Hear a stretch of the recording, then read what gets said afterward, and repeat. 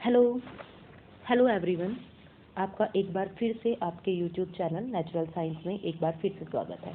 आज हम करने वाले हैं क्लास 9 के एमसीक्यू वर्क और एनर्जी के, ठीक है। और ये एमसीक्यू कराने के लिए मैंने आपसे प्रॉमिस किया था कि क्लास 9 के जो वर्क और एनर्जी है उसके एमसीक्यू करेंगे हम, जो कि आपके यूनिट टेस्ट के लिए प्री बोर्ड के लिए यूज़फुल होने वाले हैं। थोड़ा सा लेट हो गया वीडियो, ठीक है, तो उसके लिए आई एम रियली सॉरी। एक छोटी सी रिक्वेस्ट, वीडियो शुरू करने से पहले अगर आपको वीडियो पसंद आए तो प्लीज़ इसको लाइक करिएगा और चैनल को सब्सक्राइब जरूर करिएगा, ठीक है। तो चलिए हम शुरू करते हैं अपने क्वेश्चन, जो कि वर्क और एनर्जी के एमसीक्यू हैं, जो कि आपके यूनिट टेस्ट के लिए प्री बोर्ड के लिए जो आपके एमसीक्यू मल्टीपल चॉइस क्वेश्चन आते हैं उसके लिए बहुत ज़्यादा यूजफुल रहने वाले हैं। तो क्वेश्चन नंबर 1 देखिए, the unit of work is joule. हमने work is equal to W is equal to F into S पढ़ा था और उसमें हमने वर्क की जो यूनिट थी वो हमने जूल पढ़ी थी। इसके अलावा न्यूटन मीटर भी इसकी यूनिट हो सकती है, क्योंकि जो फोर्स है उसकी यूनिट होती है न्यूटन और जो डिस्प्लेसमेंट है उसकी यूनिट होती है मीटर, ठीक है। तो the unit of work is joule. The other physical quantity that has the same unit, मतलब वर्क जैसी जो यूनिट है वो और कौन सी फिजिकल क्वांटिटी की हो सकती है, ये क्वेश्चन में पूछा है बेसिकली, ठीक है। तो जब हमने वर्क और एनर्जी वाला चैप्टर शुरू किया था उसमें हमने पढ़ा था कि जो वर्क और एनर्जी है वो एक दूसरे के पूरक है, मतलब जो वर्क और एनर्जी है वो दोनों सेम चीज़ है, यानी कि जो यूनिट वर्क की होगी वही यूनिट एनर्जी की हो सकती है। इसका मतलब जो यूनिट वर्क की है वही यूनिट किसकी होगी, एनर्जी की होगी। तो अगर वर्क की यूनिट जूल है तो जो एनर्जी है उसकी यूनिट भी जूल हो सकती है। अगला क्वेश्चन देखिए, the spring will have maximum potential energy. Spring जो है उसकी मैक्सिमम पोटेंशियल एनर्जी कब होती है, जब इसको पुल किया जाता है, जब आप इसको खींचते हो, या जब आप इसको, मतलब जो स्प्रिंग होता है अगर आप उसको खींचो एक दूसरे, मतलब इस तरीके से, या उसको कंप्रेस करो, किस टाइम उसकी जो पोटेंशियल एनर्जी होती है वो क्या होती है, मैक्सिमम होती है। तो देखिए जो पोटेंशियल एनर्जी होती है वो उसके मतलब उसकी स्थिति कैसी है, उसकी कॉन्फ़िगरेशन कैसी है, उसकी वजह से हो सकती है और वो स्टोर्ड फॉर्म में होती है। तो स्प्रिंग चाहे कंप्रेस हो चाहे पुल हो, इस चीज़ से कोई फर्क नहीं पड़ता है, जो मैक्सिमम जो पोटेंशियल एनर्जी होगी वो सेम होगी, ठीक है। अब क्वेश्चन नंबर 3 पर आ जाते हैं। The energy produced by an oscillating pendulum. आपको याद हो हमने ऑसिलेटिंग पेंडुलम पढ़ा था, जब पेंडुलम इस तरीके से जा रहा था, इस तरीके से, ठीक है। तो ये मैंने वर्कशीट के अंदर आपको कराया, वो वर्कशीट के अंदर ये मैं आपको करा चुकी हूँ। अच्छा, मैं आपको एक चीज़ बता दूँ, जिन बच्चों ने वर्कशीट नहीं की है, जिन बच्चों ने वर्क और एनर्जी वाला चैप्टर नहीं पढ़ा है, उसको ये, उनसे ये एमसीक्यू नहीं होंगे, ठीक है। तो इन एमसीक्यू को, जो ये एमसीक्यू है, इनको करने से पहले प्लीज़ आप चैनल पर जाकर के मैंने 2-3 वीडियोस की डाली हैं, उसको देख लीजिए। जब आप उसे अच्छे तरीके से देख लेंगे आपको समझ आ जाएगा, उसके बाद आपसे क्वेश्चन बनेंगे, उससे पहले नहीं बनेंगे, ठीक है। तो अगर आपने नहीं देखा है तो आप देख लीजिएगा, मैं डिस्क्रिप्शन बॉक्स पे उसके लिंक डाल दूंगी, ठीक है। तो देखिए जो एनर्जी है, मतलब जो आपका बोब होता है, जो पेंडुलम होता है, ऑसिलेटिंग पेंडुलम जो होता है, जब वो मूव करता है तो उस टाइम उसमें कौन सी एनर्जी होती है, ठीक है। आपको याद है कि हमने इस चीज़ को बहुत अच्छे से बहुत अच्छे से समझा था वर्कशीट्स के अंदर कि अगर ये बोब है, ये यहाँ पर है मीन पोजीशन में, मान लीजिए ये यहाँ जाता है अपनी मैक्सिमम हाइट तक, मतलब यहाँ तक जा सकता है, A B O C, 3 conditions मैंने आपको बताई थी। तो उस टाइम हमने डिस्कस किया था कि जो मीन पोजीशन है इस टाइम इसमें केवल काइनेटिक एनर्जी है। जब ये यहाँ तक जाता है मैक्सिमम हाइट तक, इसकी हाइट बढ़ रही है, तो उस टाइम यहाँ तक जाते जाते यहाँ पर इसकी मैक्सिमम पोटेंशियल एनर्जी होती है। जब ये वापस आता है तो इसकी हाइट घटती जाती है और जो वेलोसिटी है वो बढ़ती जाती है, तो काइनेटिक एनर्जी क्या होती है, मैक्सिमम होती है। फिर ये दोबारा से यहाँ तक जाता है तो तब फिर दोबारा से हाइट बढ़ती है। तो अगर दोबारा से हाइट बढ़ रही है तो यानी कि इसकी जो पोटेंशियल एनर्जी होगी वो बढ़ेगी और काइनेटिक एनर्जी घटेगी। मतलब अगर ओवरऑल हम बात करें तो जो पेंडुलम होता है उसके अंदर काइनेटिक एनर्जी भी होती है और पोटेंशियल एनर्जी भी। और अगर आपको याद हो तो हमने ये चीज़ पढ़ी थी कि जो सम ऑफ पोटेंशियल एनर्जी और काइनेटिक एनर्जी है उसके सम को हम क्या बोलते हैं, मैकेनिकल एनर्जी बोलते हैं। ये चीज़ मैंने आपको बताई थी कि sum of potential energy and kinetic energy, sum of potential energy और जो काइनेटिक एनर्जी है उसके सम को हम क्या बोलते हैं, मैकेनिकल एनर्जी बोलते हैं। मतलब अगर कोई ऑब्जेक्ट ऐसा है जिसके अंदर potential as well as kinetic दोनों तरीके की एनर्जी है तो उस एनर्जी को हम क्या बोलेंगे, मैकेनिकल एनर्जी। और इस टाइम इस वाले क्वेश्चन के अंदर जो ऑसिलेटिंग पेंडुलम है उसके अंदर कौन सी एनर्जी होगी, मैकेनिकल एनर्जी। आई होप आपको समझ आ गया होगा। आप क्वेश्चन नंबर 4 पर मूव करते हैं। Question number 4, the gravitational potential energy of an object is due to. जो ग्रेविटेशनल पोटेंशियल एनर्जी होती है वो किसकी, मतलब वो किस किन चीज़ों की वजह से होती है किसी ऑब्जेक्ट के अंदर, उसके मास की वजह से, उसके एक्सेलरेशन ड्यू टू ग्रेविटी की वजह से, उसकी हाइट की वजह से, या ऑल ऑफ द अबव। अब देखिए जो पोटेंशियल एनर्जी था उसका फॉर्मूला था mgh। mgh का मतलब m से डिनोट होता है मास, g से मतलब एक्सेलरेशन ड्यू टू ग्रेविटी जिसकी वैल्यू 9.8 या फिर लगभग 10 मीटर पर सेकंड स्क्वायर के इक्वल होती है, ठीक है, और हाइट जो कि अर्थ सरफेस से कितनी हाइट है। तो इन तीनों चीज़ों पर डिपेंड करता है और ये तीनों चीज़ें ही इसके अंदर दे रखी है। तो तीनों ऑप्शन सही है और लास्ट में दे रखा है all of the above. All of the above का मतलब जो ऊपर सारे हैं वो सारे सही हैं, इसका मतलब आंसर होगा इसका डी, ठीक है। तो पोटेंशियल एनर्जी का फॉर्मूला हमने बहुत अच्छे से डिराइव किया था वर्कशीट के अंदर, तो आपको याद होगा। क्वेश्चन नंबर 5 पर चलते हैं। A ball is drop from a height of 10 metre. कोई बॉल है, ठीक है, उसको आपने 10 मीटर की हाइट से गिरा दिया, ठीक है, ये बॉल है, इसको 10 मीटर की हाइट से गिराया जाता है। तो अब इसमें 4 ऑप्शन दे रखे हैं, उसमें से छांटना है कि कौन सा सही है। It's potential energy increases and kinetic energy decreases during the fall. अगर कोई बॉल ऊपर से गिराई जाएगी तो इसकी पोटेंशियल एनर्जी घटेगी, इंक्रीज होगी, और काइनेटिक एनर्जी डिक्रीज होगी। ऐसा होगा क्या? आप ये वाला केस हम जरा याद करते हैं, जब हमने पढ़ा था टोटल एनर्जी वाला कॉन्सेप्ट वर्कशीट के अंदर, कि अगर कोई ऑब्जेक्ट h हाइट से गिराया जाता है तो जब ये मैक्सिमम हाइट पर है तो यहाँ पर पोटेंशियल एनर्जी मैक्सिमम है, या जो टोटल एनर्जी है वो पोटेंशियल एनर्जी की ही वजह से है। अब अगर ये गिराया जाएगा तो इसकी हाइट कम होती जाएगी, और जो पोटेंशियल एनर्जी है उसका फॉर्मूला है mgh। मतलब जैसे जैसे आप h को कम करोगे पोटेंशियल एनर्जी घटती जाएगी। मतलब जैसे जैसे ये बॉल नीचे जाती जाएगी तो हाइट बिकॉज कम होती जा रही है तो पोटेंशियल एनर्जी भी घटती जाएगी, ठीक है। यानी कि जो पोटेंशियल एनर्जी है वो घटनी चाहिए। चलो पोटेंशियल एनर्जी डिक्रीज कहाँ कहाँ है ये देख लेते हैं। इस वाले ऑप्शन के अंदर केवल पोटेंशियल एनर्जी डिक्रीज हो रही है, ठीक है। और काइनेटिक एनर्जी की अगर बात करते हैं तो देखो ग्रेविटी की डायरेक्शन में अब काम हो रहा है, मतलब नीचे आ रही है, जमीन की तरफ आ रही है, तो जो ग्रेविटी का फोर्स है उसको अपनी तरफ अट्रैक्ट करता है और वेलोसिटी बढ़ती है ऑब्जेक्ट की जब भी कोई ऑब्जेक्ट धरती की तरफ आता है, ठीक है। तो अगर वेलोसिटी बढ़ रही है, अगर वेलोसिटी बढ़ रही है, अगर वेलोसिटी बढ़ेगी तो देखिए क्या होता है। काइनेटिक एनर्जी का फॉर्मूला हमने kinetic energy is equal to 1/2 mv² है। अगर वेलोसिटी बढ़ती है तो काइनेटिक एनर्जी डबल होगी, यानी कि काइनेटिक एनर्जी इंक्रीज होगी, यानी कि potential energy should be decrease and kinetic energy should be increase during the fall. तो ऑप्शन नंबर सी सही होगा। पोटेंशियल एनर्जी जीरो नहीं होगी, काइनेटिक एनर्जी मैक्सिमम नहीं होगी, तो option number C is the correct option, ठीक है।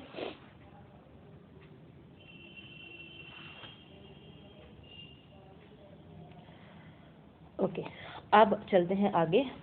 Question number 6, if the velocity of the body is doubled is kinetic energy. अब देखिए जो काइनेटिक एनर्जी है ना बेटा, जो काइनेटिक एनर्जी है उसका फॉर्मूला होता है 1/2 mv², ठीक है।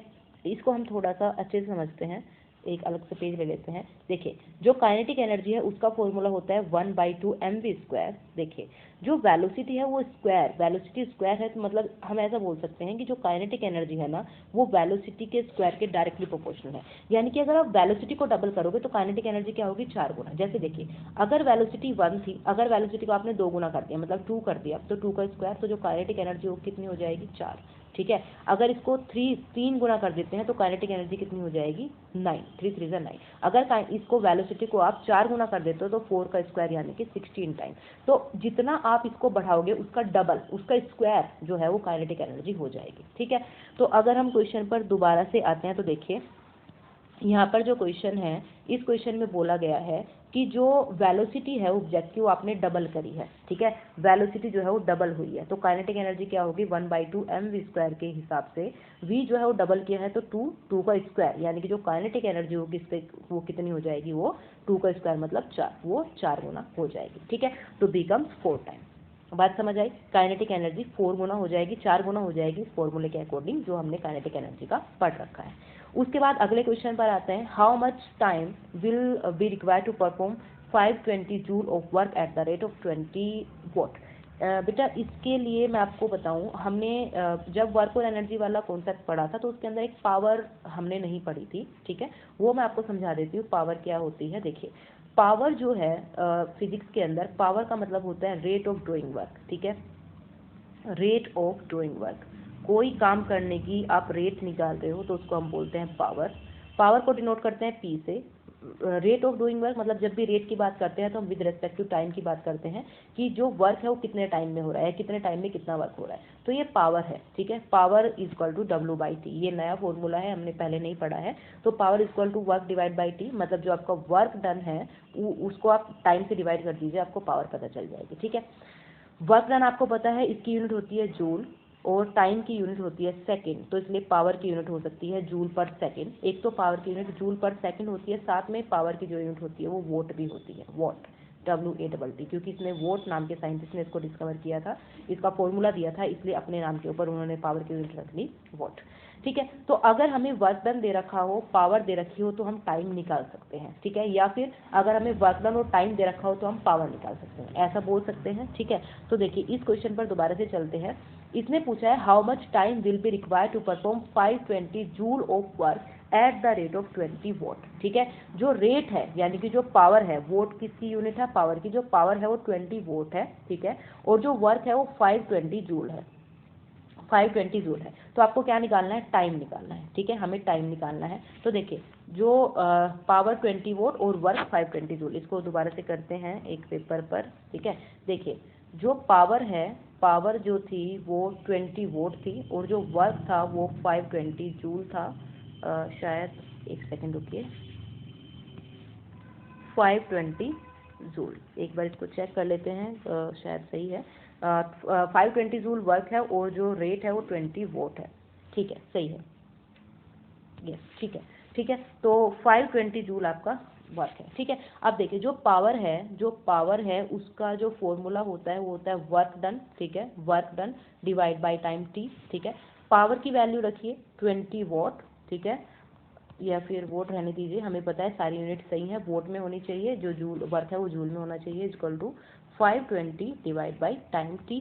ठीक है, क्योंकि हमें टाइम निकालना है, तो टी निकालने के लिए आप क्या करेंगे, 520 डिवाइड बाई 20। ठीक है, 1 0 से 1 0 कटी, 2 2 ज़ा 4, 2 6 ज़ा 12, तो कितना आया 26 सेकेंड। तो अगर किसी काम को 20, अगर 520 जूल वर्क को 20 वोट की रेट से काम करना है तो उसको कितना टाइम लगेगा, 26 सेकेंड। तो आंसर होगा 26 सेकेंड। ठीक है, तो आंसर विल बी 26 सेकेंड। ठीक है, अब आ जाइए अगले क्वेश्चन में। मेरे हिसाब से आपको ये समझ आ गया होगा। देखिए दोबारा से देख लीजिए, जो पावर है उसका जो फॉर्मूला होता है वो होता है वर्क डन।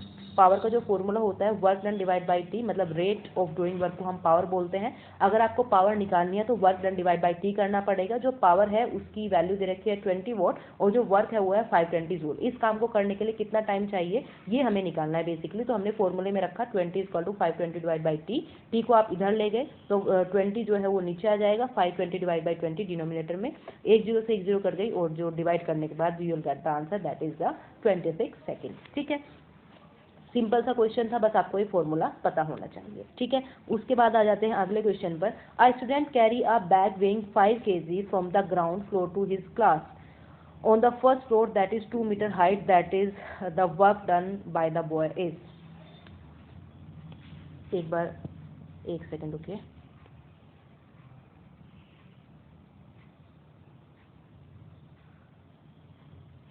इस क्वेश्चन के अंदर थोड़ा सा अलग कॉन्सेप्ट है। एक बार हम पहले 9th क्वेश्चन करेंगे, उसके बाद इसको करेंगे। ठीक है, देखिए द वर्क डन इज, जो वर्क डन होता है आपको पता है, जो वर्क डन है, वर्क डन इक्वल टू क्या होता है, F इंटू एस। ठीक है, sorry, the work done is zero. जो वर्क डन है वो जीरो कब होता है, आपको याद होगा जब हमने वर्क डन पढ़ा था तो वर्क डन इक्वल टू होता है एफ एस कोस थीटा। ठीक है, वर्क डन होता है एफ एस कोस थीटा। तो आपको याद होगा जब अब मैंने आपको बताया था कि अगर वर्क डन मतलब अगर जो डिस्प्लेसमेंट और जो फोर्स की डायरेक्शन है वो 90 डिग्री में हो, मतलब अगर जो फोर्स है और जो डिस्प्लेसमेंट है उसकी वो आपस में परपेंडिकुलर हो, तो जो थीटा है वो 90 डिग्री हो जाता है। ठीक है, और अगर थीटा 90 डिग्री है तो जो फॉर्मूला है एफ एस कोस थीटा, जब आप उसमें कोस 90 की वैल्यू रखते हो तो आंसर जीरो आता है। देखिए इसको मैं दोबारा से याद दिलाती हूँ आपको। हमने work done W equal to F S cos theta का फॉर्मूला पढ़ रखा है, ये हम पढ़ चुके हैं वर्कशीट के अंदर। हमने ये वाली चीज़ भी डिस्कस की थी कि अगर कोई मान लीजिए किसी ऑब्जेक्ट पर कोई फोर्स लगा और जो डिस्प्लेसमेंट है उनके बीच में 90 डिग्री का एंगल बनता है, मतलब अगर वो परपेंडिकुलर टू ईच अदर है तो थीटा जो है वो 90 डिग्री होगा। ठीक है, और जो कोस थीटा है मतलब जो कोस 90 है उसकी वैल्यू क्या होती है, जीरो होती है। तो ऐसे केस में जब थीटा 90 होता है और हम यहाँ पर वो वैल्यू रखते हैं एफ एस कोस 90, तो उस केस में क्योंकि कोस 90 की वैल्यू जीरो है तो जो वर्क डन है वो जीरो आता है। ठीक है, यानी कि अगर परपेंडिकुलर टू ईच अदर, मतलब जो फोर्स और डिस्प्लेसमेंट है अगर वो परपेंडिकुलर टू ईच अदर है तो वर्क डन क्या आता है, जीरो आता है। तो यही चीज़ हमें यहाँ देखनी है। तो यही चीज़ इसने पूछी है कि जो वर्क डन है वो जीरो कब होता है, तो जब डिस्प्लेसमेंट और फोर्स की डायरेक्शन क्या हो, आपस में एक दूसरे को परपेंडिकुलर। अब देखिए ऑप्शन देखते हैं, the body show displacement in the opposite direction, ऐसा नहीं होता, अगर अपोजिट डायरेक्शन में होता तो वर्क नेगेटिव आता है। The body show displacement in the same direction, अगर सेम डायरेक्शन में तो पॉजिटिव वर्क आता है, जीरो नहीं होता। The body shows a displacement in perpendicular direction to the force applied, अगर परपेंडिकुलर डायरेक्शन में है तो जो वर्क डन होता है वो क्या होता है, जीरो होता है। ठीक है, अब देखिए 1 unit of electrical energy, 1 unit of electrical energy क्या होती है, ये आपने शायद हमने ये चीज़, ये वाली एक छोटा सा कॉन्सेप्ट हमारे से छूट गया था। तो आंसर होता है 3.6 × 10⁻⁶ जूल। इसको मैं आपको दिखाती हूँ कि ये कैसे होता है, ये देखिए।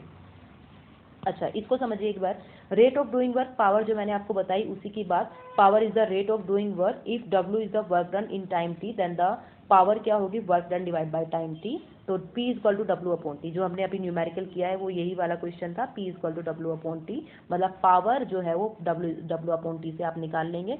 द यूनिट ऑफ पावर क्या होती है, वोट होती है। ठीक है, जैसे वर्क की जूल होती है, टाइम की सेकंड होती है, पावर की वोट होगी। ठीक है, अगर आपको 1 वोट निकालना है, अगर आपको 1 वोट निकालना है तो हम क्या करेंगे, 1 जूल पर सेकंड, है ना।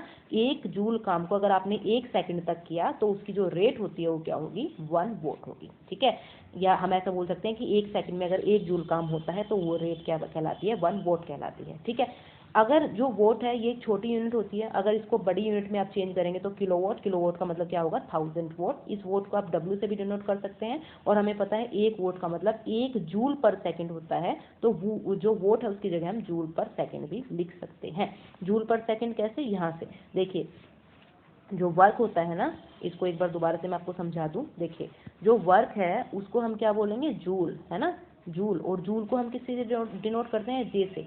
जूल को हम डिनोट करते हैं जे से। तो वर्क जो है उसको लिखा जूल, और सेकंड को लिखा सेकंड, क्योंकि डिवाइड में है तो सेकंड की पावर -1। ठीक है, अगर कोई चीज़ डिवाइड में है तो उसकी पावर -1। अगर ऐसे लिखा है जूल पर सेकंड, तो अगर ये ऊपर जाएगा तो इसकी पावर माइनस में हो जाती है, ये आपने मैथ्स के अंदर पढ़ा होगा। पावर अगर आप डिनोमीटर को न्यूमरेटर में लाते हैं, न्यूमरेटर को डिनोमीटर में लाते हैं, तो उसका साइन जो होता है वो चेंज हो जाता है। ठीक है, तो जूल पर सेकंड इस तरीके से आया। अब देखिए, तो मैंने क्या बोला कि जो पावर है उसकी यूनिट 1 वोट है, अगर बड़ी यूनिट चाहिए तो किलो वोट लिखेंगे, किलो वोट को हम KW लिख देंगे। ठीक है, और 1 किलो वोट का मतलब 1000 वोट, 1 वोट की जगह हम W से डिनोट करेंगे, और जो W है उसको हम क्या लिख सकते हैं, जूल सेकंड की पावर -1। तो 1 kilo vote is joule 1000 joule second की पावर -1। ये तो हो गई पावर की बात। अब हम देख रहे हैं कमर्शियल यूनिट, अब हम देख रहे हैं कमर्शियल यूनिट ऑफ एनर्जी या कमर्शियल यूनिट ऑफ पावर। ठीक है, देखिए, the commercial unit of energy is kilowatt hour. जो कमर्शियल यूनिट होती है वो क्या होती है, किलोवोट आर। अभी हम वोट पढ़ के आए हैं, अभी हम किलोवोट पढ़ के आए हैं। अगर आपको एनर्जी की कमर्शियल यूनिट मतलब जो कि बिल वगैरह बनाने में यूज़ होती है, अगर हमें जो आपके घर में होती है ना, कितनी यूनिट लाइट, कितनी यूनिट एनर्जी आपने यूज़ की है, कितनी यूनिट बिजली आपने यूज़ की है, तो जो यूनिट होती है वही होती है कमर्शियल यूनिट, और कमर्शियल यूनिट को बोलते हैं 1 किलोवोट आर। ठीक है, तो जो एनर्जी की जो यूनिट होती है 1 किलोवोट आर, उसकी वैल्यू हमें वहाँ पर पूछी है, दैट इज 3.6 × 10⁻⁶ जूल। कैसे आती है ये हम एक बार देख लेते हैं। देखिए, the commercial unit of energy is kilowatt hour. 1 kilowatt hour is the energy use in 1 hour at the rate of 1 kilowatt. ठीक है, 1 किलोवोट आर का मतलब है ऐसी एनर्जी जो कि, मतलब अगर आपने 1 किलोवोट एनर्जी को 1 घंटे तक यूज किया हो, अगर आपने 1 किलोवोट एनर्जी आपको याद है हमने वोट पढ़ा था, वोट की बड़ी वाली यूनिट हमने किलोवोट पढ़ी थी, पावर की यूनिट थी ना ये। तो अगर हमने 1 किलोवोट एनर्जी को 1 घंटे तक यूज किया हो तो उसको हम बोलते हैं 1 किलोवोट आर। अब देखिए, 1 किलोवोट को हम वोट में चेंज कर सकते हैं, क्योंकि 1 किलोवोट का मतलब 1000 वोट, और 1 आर को अगर हम देखिए 1 आर हमने ऐसे लिख दिया, 1 आर को जरा सेकंड में चेंज करिए। 1 आर को अगर हमें सेकंड में चेंज करना है तो देखिए, 1 आर में कितनी मिनट होती हैं, 60 मिनट होती हैं। ठीक है, और 1 मिनट में 60 सेकंड होती हैं। ठीक है, तो अगर इस 60 मिनट को हमें 60 मतलब सेकंड में चेंज करना है तो 60 × 60 मतलब 3600 सेकंड। ठीक है, ये वाली बात शायद आपको पता होगी। देखो 1 घंटे के अंदर 60 मिनट होती हैं, 1 घंटे के अंदर 60 मिनट। ठीक है, 1 मिनट के अंदर 60 सेकंड होती है। तो अगर इस 60 मिनट को आपको सेकंड में चेंज करना तो 60 × 60 करना पड़ेगा, तो 3600 सेकंड, ठीक है। तो 1000 वोट इंटू इस आर की जगह लिख देंगे 3600 सेकंड, जो आप इनको मल्टीप्लाई करेंगे तो इस तरीके से आ जाएगा, ठीक है। 36 और इसके सामने 50। अब देखिए इसको साइंटिफिक टर्म में हम कैसे लिखते हैं, ये भी समझिए। इसको मैं ऐसे लिख सकती हूँ क्या, 36 × 10⁻, जितनी भी जीरो है 1 2 3 4 5 जीरो, ठीक है, ये हमने लिख दिया, ठीक है। उसके बाद इसको अगर आपको मान लीजिए यहाँ पर पॉइंट लाना है, ठीक है, डिवाइड करना है, तो अगर यहाँ डिवाइड करेंगे तो यहाँ 10 से मल्टीप्लाई भी करेंगे तो ये आएगा 3.6, इसका तो वैल्यू होगी 3.6 और ये आएगा 10⁻6। ये माइनस नहीं है बेटा, ये प्लस है। 3.6 × 10⁻6 जूल जो है वो 1 किलोवाट आवर के इक्वल होती है, और 1 किलोवाट आवर जो है वो कमर्शियल यूनिट ऑफ एनर्जी है, ठीक है। तो आपको क्या चीज़ याद रखनी है कि 3.6 × 10⁻6 joule is the value of 1 kilowatt hour, और 1 kilowatt hour is the commercial unit of energy, ठीक है। अब देखिए आगे, the electrical energy used in home and industries are expressed kilowatt hour. जो इलेक्ट्रिकल एनर्जी होती है जो हमारे घरों में और इंडस्ट्री में यूज होती है वो किसमें हम उसको एक्सप्रेस करते हैं, किलोवाट आवर के अंदर, ठीक है। और the electrical energy use during a month is express in 1 unit, मतलब यूनिट्स की फॉर्म में हम उसको कैलकुलेट करते हैं। और 1 यूनिट का मतलब क्या होता है, 1 यूनिट, अगर हम उस 1 यूनिट की बात करें जो आपके घरों में बिजली के बिल में आती है, तो उसका मतलब 1 यूनिट का मतलब होता है 1 किलोवाट आवर, ठीक है, 1 किलोवाट आवर, यही किलोवाट आवर। अगर हमने 1 किलोवाट की पावर को 1 घंटे तक यूज किया हो तो हम उसको क्या बोलते हैं, 1 किलोवाट आवर, उसी को हम 1 यूनिट बोलते हैं। और इसकी वैल्यू क्या होती है, 3.6 × 10⁻6 जूल। ये चीज़ याद रखनी है, माइनस में नहीं है प्लस में है, मैंने आपको करके दिखा दिया है, ठीक है। तो क्वेश्चन में यही पूछा गया था, क्वेश्चन में यही पूछा गया था कि जो एक सेकेंड रुकिए, दोबारा से आ जाते हैं क्वेश्चन में, I think yes, 3.6 × 10⁻6 joule is the answer, ठीक है। तो ये आंसर है।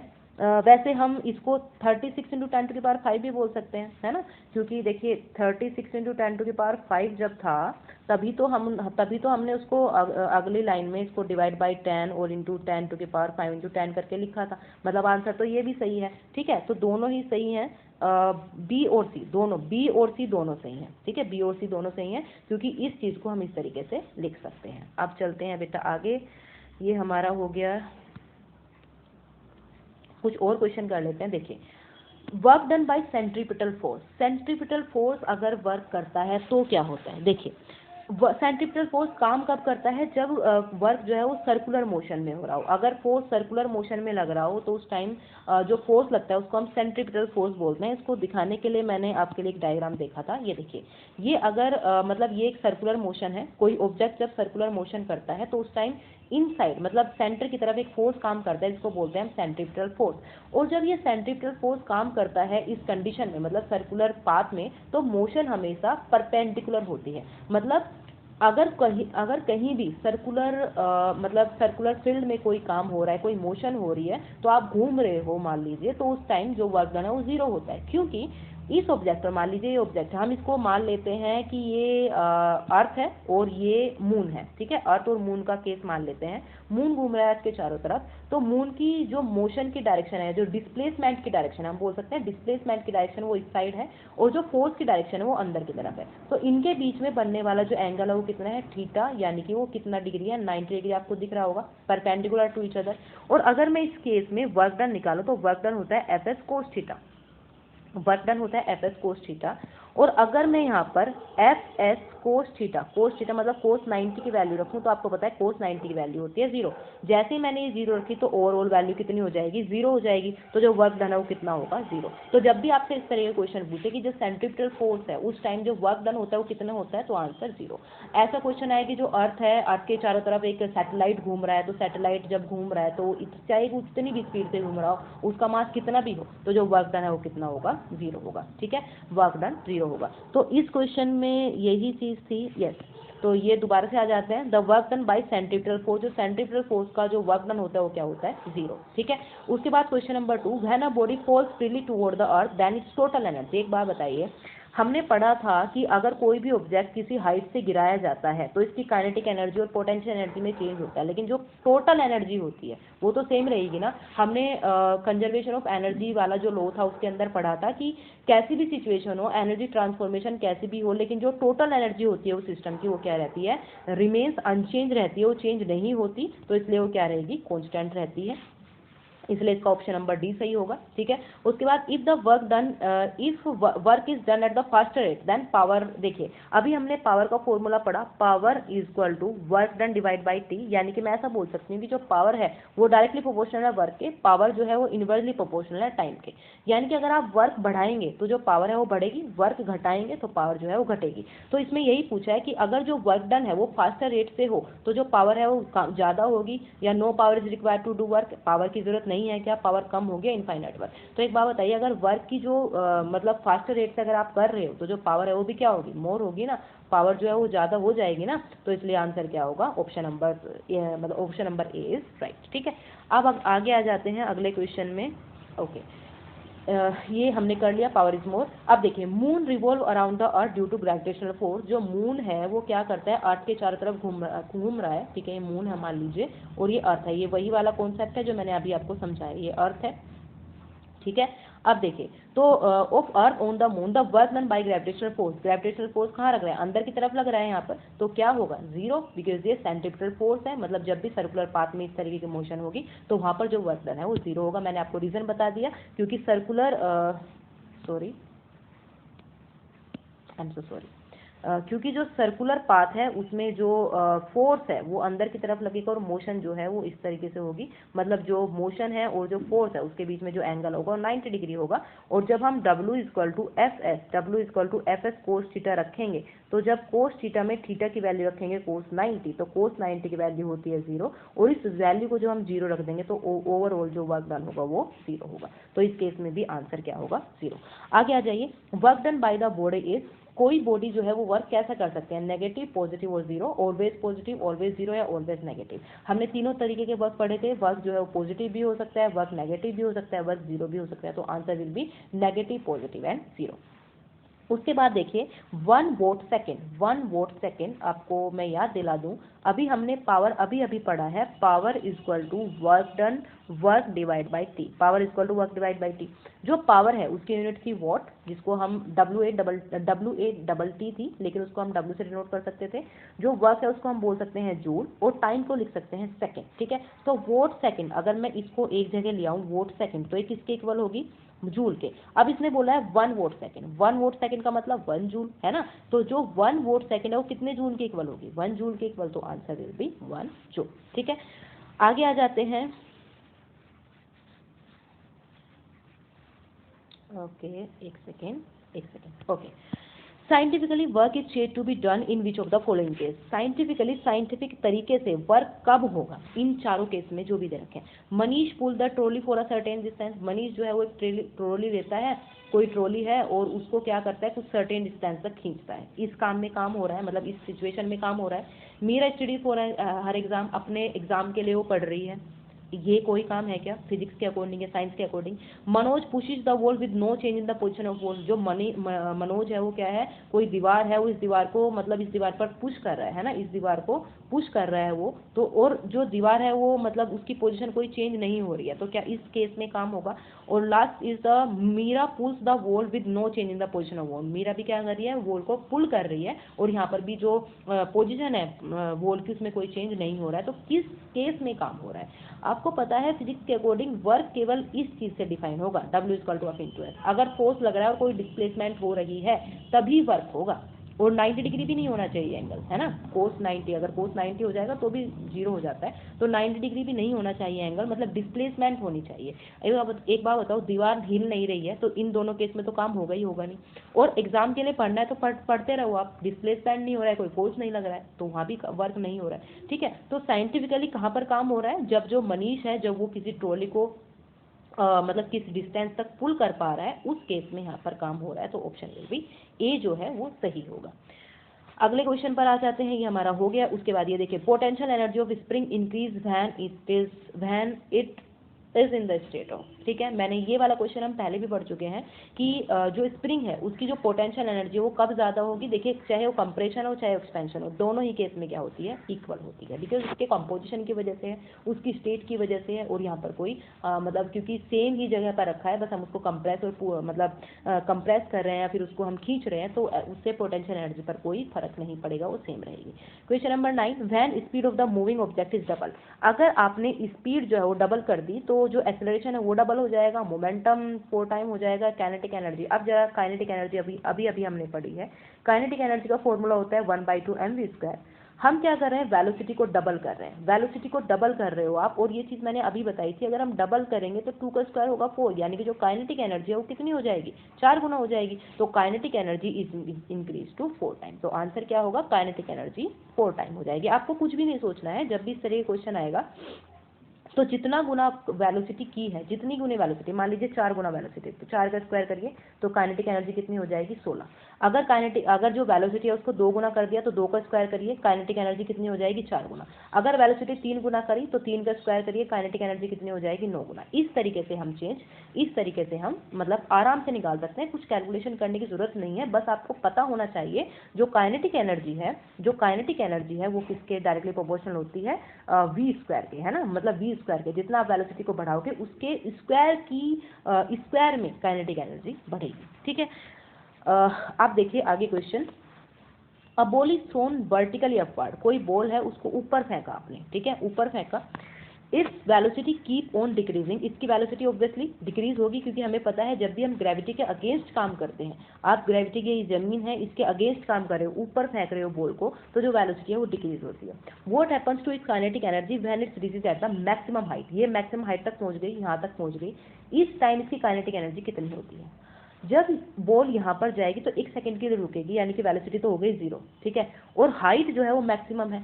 जब यहाँ पर मैक्सिमम हाइट पर होती है कोई ऑब्जेक्ट तो उस टाइम पोटेंशियल एनर्जी मैक्सिमम होती है, क्योंकि potential energy is equal to mgh, height के डायरेक्टली प्रोपोर्शनल होता है, जितना ज़्यादा हाइट उतनी ही पोटेंशियल एनर्जी। लेकिन इस केस में क्योंकि जो ऑब्जेक्ट है या जो बॉल है वो 1 सेकंड के लिए रुकेगी, यहाँ पर जो वेलोसिटी है वो 0 होगी, और जब वेलोसिटी 0 होगी तो 1/2mv² के फॉर्मूले में अगर आप v की वैल्यू 0 रखोगे तो सारा 0 हो जाएगा, क्योंकि हम किसी भी चीज़ में अगर 0 की मल्टीप्लाई कर देते हैं तो ओवरऑल वैल्यू विल बी 0। तो इसलिए इस केस में जब वो मैक्सिमम हाइट तक पहुँच जाएगी तो वेलोसिटी यहाँ पर 0 होती है, तो इसीलिए इस केस में यहाँ पर जो काइनेटिक एनर्जी होगी वो क्या होगी, 0 होगी। तो काइनेटिक एनर्जी विल बी 0। अगला क्वेश्चन आ जाते हैं, अगले क्वेश्चन पर 1 सेकंड रुकिए। देखिए, अ स्टोन वेइंग 1 kg, कोई स्टोन है जिसका मास जो है वो 1 kg है, is drop from rest condition से ड्रॉप किया जाता है from a height of 4 metre, मतलब जो हाइट है वो 4 मीटर है, और when it has free fallen 1 metre is total energy with respect to the ground. जब वो 1 मीटर तक पहुंच जाती है तो उसकी टोटल एनर्जी क्या होगी। आप एक बात बताओ, टोटल एनर्जी अगर देखिए वो हमारे से अलग अलग पूछता, मतलब अगर वो पोटेंशियल एनर्जी पूछता तो हमारा चेंज होता, लेकिन टोटल एनर्जी पूछिए बेटा, टोटल एनर्जी में तो कुछ होता ही नहीं है, टोटल एनर्जी रिमेन सेम, चाहे कहीं भी ऑब्जेक्ट जाए कैसा भी रहे, टोटल एनर्जी सेम रहती है। तो हमें क्या करने की जरूरत है, जब h हाइट तक, यानी कि जब 4 मीटर की हाइट तक आपने ऑब्जेक्ट को फेंका है ना, उस टाइम आप एक बार पोटेंशियल एनर्जी निकाल लीजिए, क्योंकि जब वो हाइट पर जाएगा यहाँ पर उस टाइम जो एनर्जी होती है, 1 सेकंड मैं दोबारा से आपको बता दूं, जब अगर ऑब्जेक्ट को 4 मीटर की हाइट तक फेंका जाता है, ये ऑब्जेक्ट है, ये 4 मीटर की हाइट तक फेंक दिया, ठीक है, तो इस टाइम यहाँ पर जो ऑब्जेक्ट की एनर्जी होती है वो मैक्सिमम होती है और वो पोटेंशियल एनर्जी के इक्वल होती है, ठीक है। पोटेंशियल एनर्जी क्या होती है, mgh का फॉर्मूला लगाएंगे, m की वैल्यू आपने रखी 1, g की वैल्यू रखेंगे 10, h की वैल्यू रखेंगे 4, तो आंसर होगा 40 जूल। अब जो ये 40 जूल है, मतलब ये यहाँ पर टोटल एनर्जी भी है, अब जो ये 40 जूल है टोटल एनर्जी, वो यहाँ पर भी 40 जूल ही होगी, जब वो 2 मीटर की हाइट पर आ जाएगा तब भी 40 होगी, जब वो 1 मीटर की हाइट पर जाएगा तब भी 40 होगी, जब वो ग्राउंड पर आ जाएगा तब भी 40 होगी, ठीक है, क्योंकि टोटल एनर्जी पूछा है, तो total energy will be 40 joule, तो आंसर होगा 40 जूल। अब हम आगे आ जाते हैं, अगला क्वेश्चन देखिए, ये वही क्वेश्चन है। अगला क्वेश्चन देखिए, the energy produce by an oscillating pendulum of a clock, clock के अंदर जो पेंडुलम लगा होता है इसमें कौन कौन सी एनर्जी होती है हमने पढ़ लिया था, potential as well as kinetic, और दोनों का सम को हम क्या बोलते हैं, मैकेनिकल एनर्जी। ये क्वेश्चन मैं पहले आपको करा चुकी हूँ। अगले क्वेश्चन पर आते हैं, commercial unit of energy. Commercial unit of energy हमने अभी अभी पढ़ा है kilowatt hour. 1 kilowatt hour, 1 kilowatt hour की वैल्यू अभी हमने पढ़ी थी 3.6 इंटू 10⁻6 जूल, है ना, 3.6 इंटू 10⁻6 जूल, और इसी को हम क्या बोलते हैं, 1 यूनिट बोलते हैं, आपको याद होगा, ठीक है। तो इसलिए kilowatt hour is the commercial unit of energy. उसके बाद अगले क्वेश्चन देखते हैं, calculate the work done in moving a body of mass 50 K G through a height of 5 metre. आप एक बार बताइए, हमें क्या निकालना है, वर्क डन निकालना है। हमें किस केस में, अगर जो बॉडी है वो 50 किलोग्राम की बॉडी को आप h हाइट तक यानी कि 5 मीटर की हाइट तक लेके गए हैं, तो वर्क डन इक्वल टू क्या होगा, F into S, sorry height तक लेके गए हैं, ग्रेविटी के अगेंस्ट लेके गए हैं, तो जो हमारा वर्क डन होता है वो किसके इक्वल होगा, पोटेंशियल एनर्जी के, क्योंकि एनर्जी और वर्क तो सेम चीज़ है, और जो पोटेंशियल एनर्जी है वो किसके इक्वल होती है, mgh के। तो आप mgh का फॉर्मूला लगाइए, m की वैल्यू 50, g की वैल्यू रखने को बोला है इन्होंने 10, और h की वैल्यू है 5, तो आंसर विल बी 2500 जूल। और जो पोटेंशियल एनर्जी है वो इसी मतलब इस केस में जो पोटेंशियल एनर्जी है वही क्या होगा, वर्क होगा, तो पोटेंशियल एनर्जी और वर्क डन क्या होंगी, equal, that will be equal to 2500 joule, ठीक है। उसके बाद मेरे हिसाब से आपको ये समझ आ गया होगा, इजी क्वेश्चन था, हमें कुछ नहीं करना, इस केस में वर्क डन निकालना था, तो हमने पहले पोटेंशियल एनर्जी निकाल ली, बिकॉज ग्रेविटी के अगेंस्ट काम हो रहा है, तो हमने पोटेंशियल एनर्जी निकाली, और जितनी पोटेंशियल एनर्जी होगी वही किसके इक्वल होगी, वर्क डन के इक्वल होगी, ठीक है। Find the correct statement 1 gigawatt. देखिए जैसे 1 किलोवाट जो है वो 10⁻³ जूल के इक्वल होता है ना, या sorry I am so sorry, joule नहीं, यहाँ पर वोट आएगा, ठीक है, या ऐसा बोल सकते हैं 1000 वोट के इक्वल होता है। ऐसे ही जो 1 गीगावाट होता है ना, 1 गीगावाट जो होता है वो 10⁹, यानी कि एक के सामने 9 जीरो आप लगा दीजिए इस तरीके से, ठीक है, तो उसके इक्वल होता है। तो ये स्टेटमेंट सही है, ये आपको याद रखना है। और पावर जो है वो क्या होती है, रेट ऑफ डूइंग वर्क, है ना, पावर जो है रेट ऑफ डूइंग वर्क होती है, power is equal to W/T, मैंने आपको बताया था, देखिए power is equal to W/T, rate of doing work होती है पावर, तो दोनों स्टेटमेंट सही है, तो both A and B will be the answer. उसके बाद क्वेश्चन करते हैं, according to the law of conservation of energy, आप ये बताइए एनर्जी को हम डिस्ट्रॉय कर सकते हैं, energy can't be created, energy can be transfer from one form to another, तीनों स्टेटमेंट सही है ना, तो all of the above will be answer. SI unit के अंदर जो पोटेंशियल एनर्जी की यूनिट है वो हमने क्या पढ़ी है, जूल पढ़ी है ना, जिसको हम जे से डिनोट करते हैं, तो आंसर विल बी जूल। ये हो गया। उसके बाद देखिए, 2 बॉडीज ऑफ इक्वल वेट की बॉडीज हैं, वेट का मतलब mg, W equal to mg, मतलब जो mg है उसकी वैल्यू सेम है, ठीक है, are kept at a height of h and 1.5, ये पता नहीं क्या है, मतलब इसको 1.5 मीटर ले लेते हैं, ठीक है, तो जो हाइट है वो h है और 1.5 मीटर है, इसकी आपको पोटेंशियल एनर्जी का रेशो निकालना है, ठीक है, पोटेंशियल एनर्जी का रेशो निकालना है। आप देखिए 2 ऑब्जेक्ट हैं, इसकी potential energy 1 divide by potential energy of 2, ठीक है, मैं ऐसे लिख लेती हूँ, ये 1 है ये 2 है, ये पोटेंशियल एनर्जी फर्स्ट वाले की, पोटेंशियल एनर्जी सेकंड वाले की। अगर पोटेंशियल एनर्जी फर्स्ट वाले की निकालनी है तब भी हमें mgh निकालना पड़ेगा, और अगर दूसरे वाले की निकालनी है तब भी mgh निकालना पड़ेगा, क्योंकि फॉर्मूला तो सेम ही है, चाहे कैसा भी ऑब्जेक्ट हो। अब जो हाइट है वो अलग है, यहाँ पर h हाइट है। अच्छा एक बात बताइए, जो वेट है वो दोनों का इक्वल है, यानी कि mg और mg ये दोनों तो चीज़ें इक्वल ही हैं, अगर ये इक्वल है तो ये क्या हो जाएंगे, कट जाएंगे, क्योंकि हमें रेशो निकालना है बेटा, ठीक है, तो mg से mg कट गया। जो हाइट है एक h हाइट पर थी, एक 1.5 हाइट पर है, तो इस पॉइंट को मैं हटाऊं, यहाँ पर आ जाएगा 10, 5 2 ज़ा 10, 5 3 ज़ा 15, तो जो रेशो आएगा वो कितना आएगा, 2.3, इसको h मान सकते हैं हम, ठीक है, यहाँ पर ये h मान सकते हैं, तो 1.5 h से h भी कट जाएगा, तो जो रेशो होगा वो क्या आएगा, 2:3। इस क्वेश्चन को एक बार दोबारा से समझिए, क्योंकि एक ऐसा क्वेश्चन पहले हमने पढ़ा नहीं है, तो इसलिए थोड़ा सा एक बार दोबारा से पढ़ लेते हैं। देखिए इसको हम h मान लेते हैं, 1.5 h, ठीक है। उसने बोला कि 2 बॉडीज हैं अलग अलग, ठीक है, 2 बॉडीज हैं अलग अलग, दोनों जो बॉडीज हैं वो एक तो h हाइट पर रखी है, एक 1.5 h हाइट पर रखी है, ठीक है, इनकी पोटेंशियल एनर्जी का रेशो निकालना है, अगर इनका जो वेट है वो सेम है, अब देखिए अगर मैं इसकी potential energy divide by potential energy, ठीक है, ये 1 की पोटेंशियल एनर्जी है, 2 की पोटेंशियल एनर्जी है, ठीक है, इसका अगर फॉर्मूला लगाएंगे तो वो भी mgh होगा, और अगर मैं इसका फॉर्मूला लगाऊँ तो भी mgh होगा, क्योंकि पोटेंशियल एनर्जी का फॉर्मूला तो सेम ही है ना, ठीक है। अब हमने क्या किया, एम जी जो एच है ये ऐसे के ऐसे ही, एम जी यहाँ भी ऐसे के ऐसे ही, जो एच है यहाँ पर क्या है 1.5 है। अब देखें ये दोनों तो सेम ही है, तो इससे तो ये कट गया और ये एच था, इससे एच से एच कट गया, तो मैंने क्या किया पॉइंट को हटाया, ऊपर क्या जाएगा 10, ठीक है। 5 2 से 10, 5 3 से 15, तो जो रेशो आया वो क्या आया 2/3, या हम बोल सकते हैं 2:3, तो आंसर हुआ 2:3। 20 क्वेश्चन हो गए।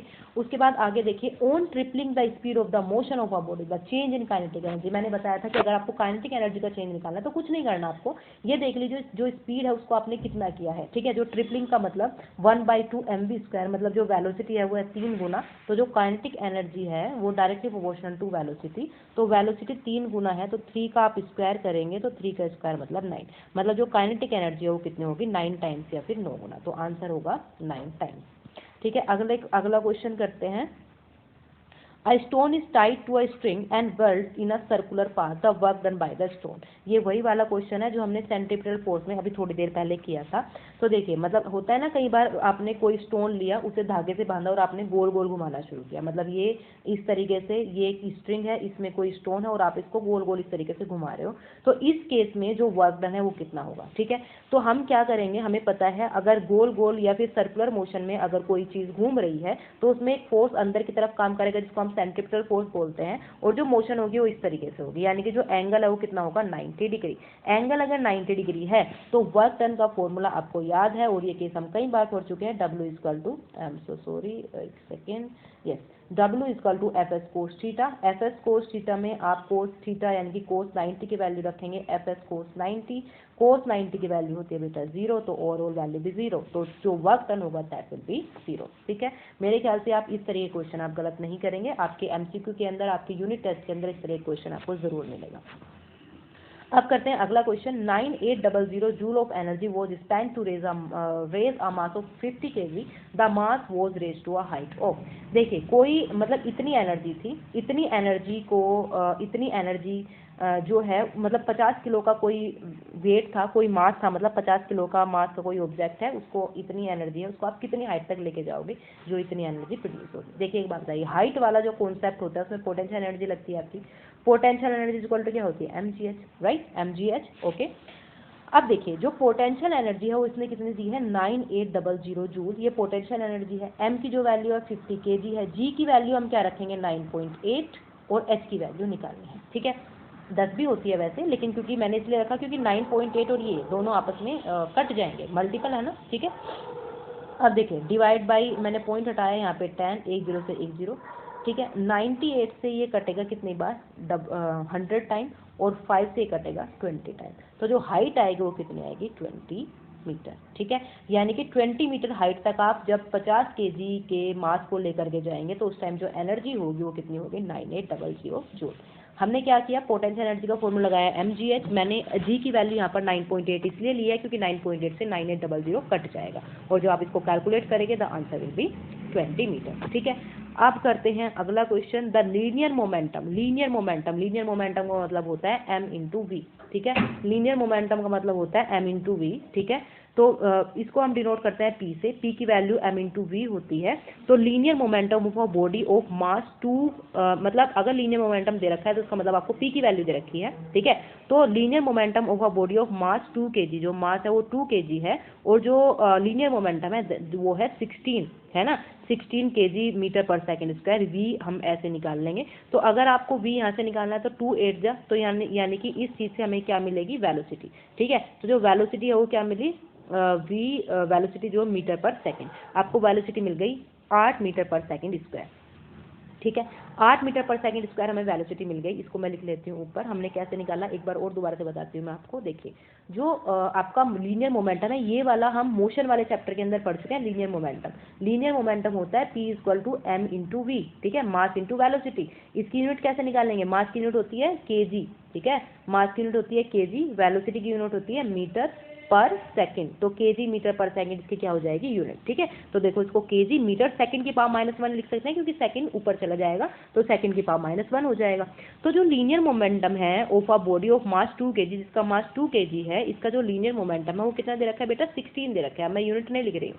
तो वेलोसिटी आप यहाँ से वेलोसिटी निकाल लेंगे 2 8 से, है ना। तो जो वेलोसिटी है वो कितनी आ गई 8 मीटर पर सेकंड।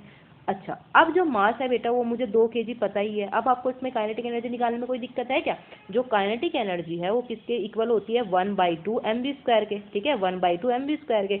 जरा वैल्यू रख दो, 1/2 m की वैल्यू 2, v का स्क्वायर करेंगे वेलोसिटी 8, 8 का स्क्वायर करेंगे 64, 2 से 2 कटा तो आंसर कितना आएगा? 64 जूल। तो आंसर आया 64 जूल। इस तरीके के क्वेश्चन ही आने आपके यूनिट टेस्ट के अंदर, इसी तरीके के क्वेश्चन आएंगे आपके प्री बोर्ड के अंदर अगर इस चैप्टर से आएंगे तो अगर आप ये सारे क्वेश्चन एक बार देख कर जाएंगे तो आपका कोई क्वेश्चन छूटेगा नहीं, ठीक है। अगले क्वेश्चन पर आ जाते हैं। Potential energy and kinetic energy are a type of, कौन सी टाइप होती है पोटेंशियल एनर्जी और kinetic energy? Mechanical energy, simple सी बात हमें पता है। उसके बाद देखिए a body of mass 5 kg, जो बॉडी है उसका मास कितना है बेटा? 5 kg है, is moving with an acceleration of, ये एक्सेलरेशन है, ये एक्सेलरेशन है, कितना एक्सेलरेशन है? 5 मीटर पर सेकंड स्क्वायर, ये एक्सेलरेशन है। कोई बॉडी है 5 किलो की, वो मूव कर रही है इस एक्सेलरेशन से, गेट अ डिस्प्लेसमेंट, जो डिस्प्लेसमेंट है उसको कितना मिलता है? 2 मीटर मिलता है। तो आपको वर्क डन निकालना है। अब अगर आपको याद हो तो वर्क डन जो है, वर्क डन का फॉर्मूला क्या होता है? F इंटू एस, मतलब फोर्स इंटू डिस्प्लेसमेंट। और बेटा फोर्स का फॉर्मूला क्या होता है? सेकेंड लॉ ऑफ न्यूटन से m इंटू ए और इंटू डिस्प्लेसमेंट, ठीक है। तो m की वैल्यू मुझे पता है, तो ये तो सारी चीजें मिल गई, हमें कुछ करना ही नहीं पड़ेगा। m की वैल्यू 5, a की वैल्यू 5 और s की वैल्यू 2, 5 5 जो 25 टू द 50 जूल। तो जो वर्क डन होगा वो कितना होगा? 50 जूल, ठीक है। आगे आते हैं। Work done is said to be positive when the force causes displacement. कोई भी वर्क डन जो है वो पॉजिटिव कब होता है? जब जो डिस्प्लेसमेंट है वो उसी डायरेक्शन में हो जिस डायरेक्शन में फोर्स लगा है। अगर फोर्स इस डायरेक्शन में लगा है और अगर डिस्प्लेसमेंट भी इसी डायरेक्शन में हो तो वो पॉजिटिव वर्क होता है। अगर फोर्स इस डायरेक्शन में लगा हो और जो डिस्प्लेसमेंट है वो अपोजिट डायरेक्शन में हो रहा हो तो वो नेगेटिव वर्क होता है, ठीक है। तो यहाँ पर क्या पूछा है? Positive work. पॉजिटिव वर्क कब होता है? जब जो फोर्स मतलब जो डिस्प्लेसमेंट है वो किस में हो? इन इट्स ओन डायरेक्शन, उसी डायरेक्शन में हो जिस डायरेक्शन में फोर्स लगा है। उसके बाद बेटा हम आ जाते हैं 2 मासेस m एंड 2m, 2 मास हैं m और 2m are drop from a certain height, ठीक है। उसे किसी सर्टेन हाइट से गिराया गया। मास जो है वो 2 अलग अलग मास है, एक m है, एक मास m है और एक दूसरा 2m है, मतलब ये पहले वाले का 2 गुना है, मास ज्यादा है, ठीक है। तो then on reaching the ground, जब ये दोनों चीजें ग्राउंड पर पहुंच जाएंगी, दोनों ग्राउंड पर पहुंच गई तो उस टाइम काइनेटिक एनर्जी इक्वल होगी। Kinetic energy of the heavier is 4 time kinetic energy of the lighter. Kinetic energy is 4 time the kinetic energy of the heavier, और kinetic energy is heavier more than that of the lighter. जो heavy वाला है उसकी kinetic energy ज़्यादा होगी या क्या? अब एक बात देखिए, हमें वेलोसिटी तो इनकी पता नहीं है, लेकिन मुझे इतना पता है कि इसका मास ज़्यादा है, ठीक है। और जो काइनेटिक एनर्जी है वो 1/2 mv², मतलब अगर मैं इस फॉर्मूले से देखूं तो जो काइनेटिक एनर्जी है ना बेटा, जो काइनेटिक एनर्जी है ना वो डायरेक्टली प्रोपोर्शनल है मास के। यानी कि जैसे जैसे मास बढ़ेगा काइनेटिक एनर्जी बढ़ेगी, यानी कि जिसका मास ज़्यादा होगा उसकी काइनेटिक एनर्जी ज़्यादा होगी। यानी कि जो हैवी वाला ऑब्जेक्ट है उसकी काइनेटिक एनर्जी क्या होनी चाहिए? वो ज़्यादा होनी चाहिए, है ना। तो काइनेटिक एनर्जी जो हैवियर वाला ऑब्जेक्ट है उसकी ज़्यादा होगी। हम यहाँ से एक्चुअल वैल्यू इसलिए नहीं निकाल सकते क्योंकि हमें वेलोसिटी नहीं पता है, लेकिन इतना पता है कि जो हैवी वाला ऑब्जेक्ट है उसकी काइनेटिक एनर्जी क्या होगी? ज़्यादा होगी, ठीक है। आगे बढ़ जाते हैं। ये हमने पढ़ लिया, इसको देखते हैं। A rocket rises up in the air due to the force generated by the fuel. मतलब कोई रॉकेट है वो एयर में जा रहा है क्योंकि जो फोर्स है वो फ्यूल, मतलब जो फ्यूल उसमें लगा डला हुआ है वो फोर्स लगाता है। तो the work done by the, जो वर्क डन है फ्यूल, तो भाई क्योंकि फ्यूल फोर्स लगा रहा है तो ऊपर की डायरेक्शन में फ्यूल फोर्स लगा रहा है तो फ्यूल के जो वर्क डन है वो तो पॉजिटिव होगा। लेकिन क्योंकि जो रॉकेट है वो ग्रेविटी के अगेंस्ट काम करता है तो ग्रेविटेशनल, अगर हम ग्रेविटी वाले फोर्स की बात करें तो वो कौन सा होगा? नेगेटिव, ठीक है। तो देखिए fuel is positive work and that of force of gravity is negative. जो फ्यूल है उसका वर्क तो क्या है? पॉजिटिव, और जो फोर्स ऑफ ग्रेविटी उसका क्या है? वर्क नेगेटिव, ठीक है। सिंपल क्वेश्चन था। आगे आ जाते हैं। In winter rubbing of hand together for some time, हम क्या करते हैं सर्दियों में, जैसे अभी सर्दियाँ चल रही है तो हम अपने हाथों को क्या करते हैं? रब करते हैं, ठीक है। तो एक सेंसेशन होता है वार्मथ का, जब आप उसको जब आप दोनों हाथों को रब करते हो तो आपके हाथों में क्या आती है? गर्माहट आती है। तो किस वजह से आती है? क्योंकि जो हीट, मतलब जो हीट बनेगी, जो हीट प्रोड्यूस होती है वो क्यों बनती है? क्योंकि आपके दोनों हाथों में, मतलब दो सरफेस आपस में क्या कर रही है? फोर्स ऑफ फ्रिक्शन लगाती हैं। तो heat cause by force of friction, heat cause by force of friction की वजह से ऐसा होता है, ठीक है। उसके बाद work done by the gravitational force of earth on a satellite along the circular path. मैंने ये क्वेश्चन कराया है कि कोई सैटेलाइट है, ये अलोंग द सर्कुलर पाथ में कैसा काम होगा, मुझे बताने की जरूरत नहीं है क्योंकि हम कर चुके हैं, तो आंसर विल बी 0। ठीक है, आंसर 0 होगा क्योंकि जो फोर्स की डायरेक्शन है वो इस तरफ होगी और जो मोशन की डायरेक्शन है वो इस तरफ होगी, या डिस्प्लेसमेंट की डायरेक्शन इस तरफ होगी। एंगल 90 डिग्री होगा और 90 डिग्री होगा तो वर्क डन 0 होगा। मेरे ख्याल से ये वाला कॉन्सेप्ट आपको समझ आ गया होगा ढंग से, क्योंकि हम कई बार कर चुके हैं। और ये क्वेश्चन जब भी ऐसा सर्कुलर पाथ वाला क्वेश्चन आता है तो आप बिना हिचक के, बिना बेहिचक, मतलब बिना सोचे समझे इसका आंसर 0 मार्क कर सकते हैं अगर वो वर्क डन पूछता है तो। ठीक है, तो वर्क डन इस केस में 0 होता है। ठीक है, बिकॉज एंगल 90 डिग्री, और जब भी फोर्स और डिस्प्लेसमेंट के बीच में एंगल 90 डिग्री होगा तो वर्क हमेशा 0 होगा। इस चीज़ से निश्चिंत रहिए आप। ठीक है, तो बेटा ये सारे क्वेश्चन थे, हाँ ये सारे क्वेश्चन थे। इट वाज ये लास्ट क्वेश्चन है, सारे पेज हमारे कंप्लीट हो चुके हैं। ठीक है, तो अगर जो जितने भी हमने क्वेश्चन किए हैं, जितने भी हमने ये सारे क्वेश्चन किए हैं, ये सारे क्वेश्चन आपके यूनिट टेस्ट के लिए, प्री बोर्ड के लिए, जो आपके ईयरली एग्जाम होते हैं उन सब के लिए इम्पोर्टेंट है। सारे क्वेश्चन अगर एमसीक्यू या अगर जो न्यूमेरिकल क्वेश्चन है वो इसी तरीके से आते हैं। और अगर आप एक बार ये पूरी वीडियो देख लेंगे, ढंग से थोड़ा समझ लेंगे, और साथ में जो मैंने वीडियो अपलोड की है वर्कशीट की इस चैप्टर से रिलेटेड, अगर वो आप सारा देख कर जाएंगे तो आपका कोई क्वेश्चन नहीं छूटेगा, इस चीज़ की गारंटी है। ठीक है, तो आप इस वीडियो को पूरे ध्यान से देख लीजिए। अगर एक बार समझ नहीं आता तो एक बार और देख लीजिए। ठीक है, और अगर आपको ये इस वीडियो का एक्सप्लेनेशन थोड़ा सा भी समझ आए तो प्लीज़ इस वीडियो को लाइक करिएगा, शेयर करिएगा और चैनल को सब्सक्राइब कर लीजिएगा, क्योंकि उससे आपको नोटिफिकेशन का पता चल जाएगा कि अगली जो वीडियो है वो कब आएगी। आपके पास नोटिफिकेशन आ जाएगा, अपने आप ही मुझसे पूछना नहीं पड़ेगा आपको। ठीक है, तो इसी के साथ आपने वीडियो देखी है उसके लिए थैंक यू फॉर वॉचिंग। और